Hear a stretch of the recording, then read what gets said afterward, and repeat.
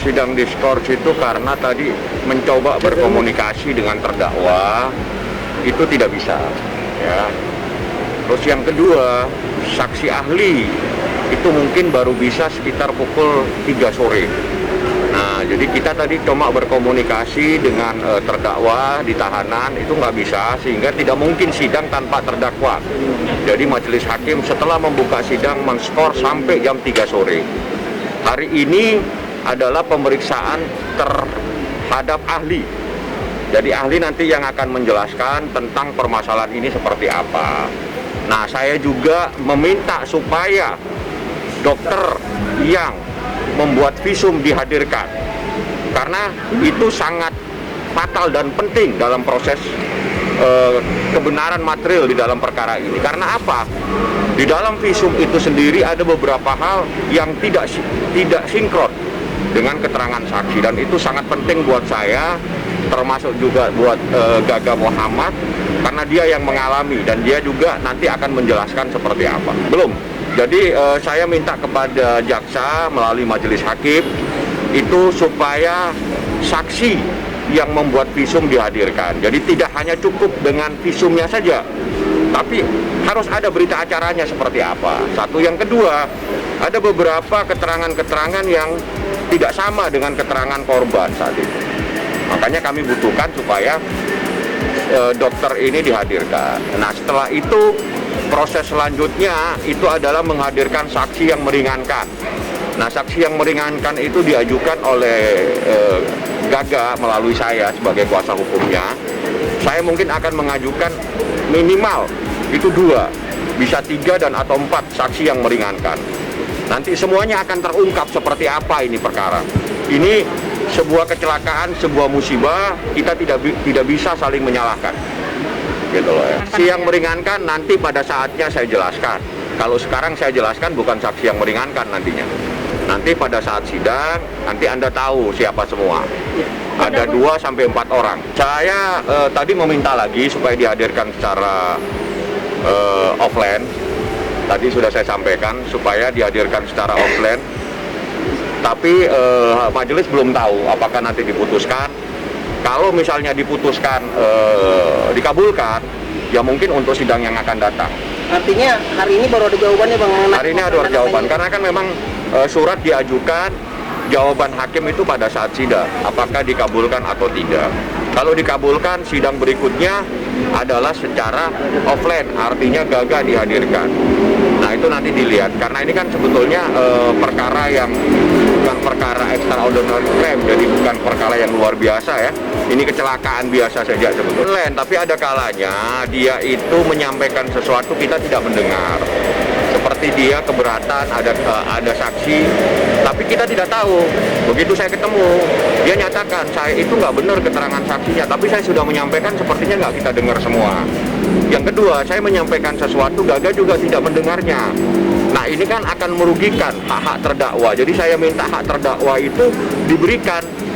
Nah, diberikan itu dengan dia dihadirkan. Kalau dihadirkan kan gampang kita bertanya. Dan dia juga bisa menjelaskan secara detail bagaimana kejadiannya, bagaimana cara dia merawat selama 1 tahun dia merawat itu. Nanti dia bisa jelaskan semua. Tapi kalau secara online, nanti apa yang disampaikan mungkin kita nggak tahu. Terputus kadang-kalanya. Nah, ini sangat merugikan para pencari keadilan, khususnya terdakwa.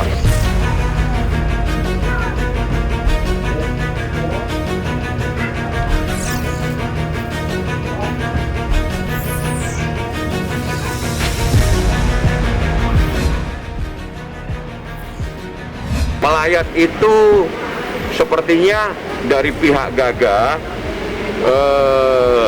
cukup dia mendoakan sekarang, karena dia melihat situasi dan kondisi yang ada, jadi dia mendoakan saja sekarang, mendoakan terhadap orang yang sudah meninggal.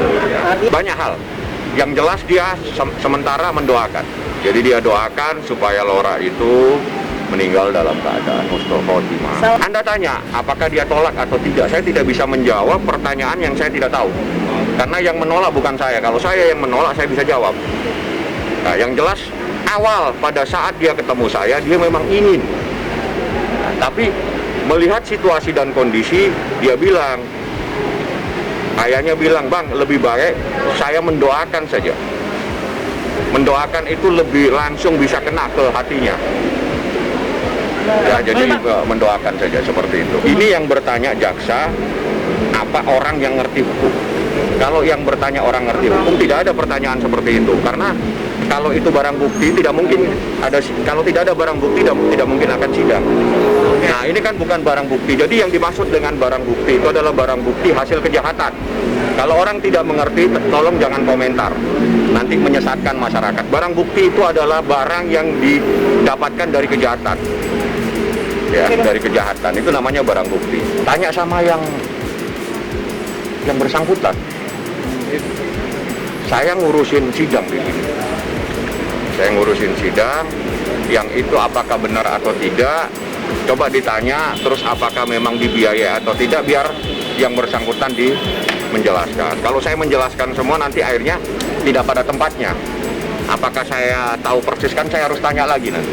Ya, bukan saya tidak mau.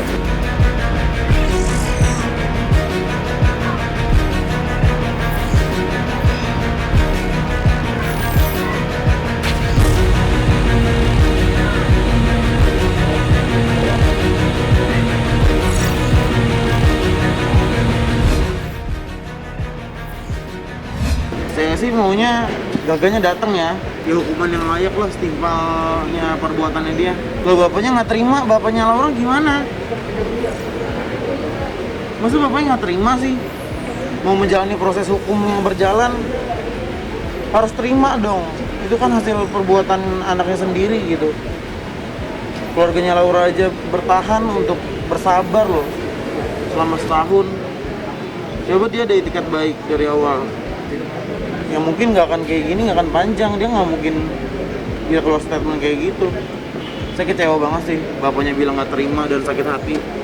Dia nggak mikirin banget keluarga korban, kerabat korban, gimana. Ya ini, menjalani proses hukum yang berlaku aja.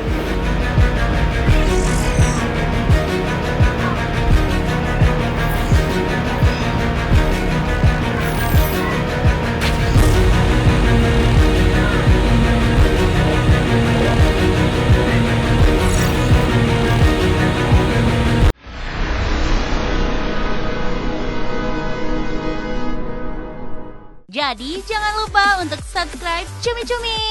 Ditekan ya tombol lonceng merahnya.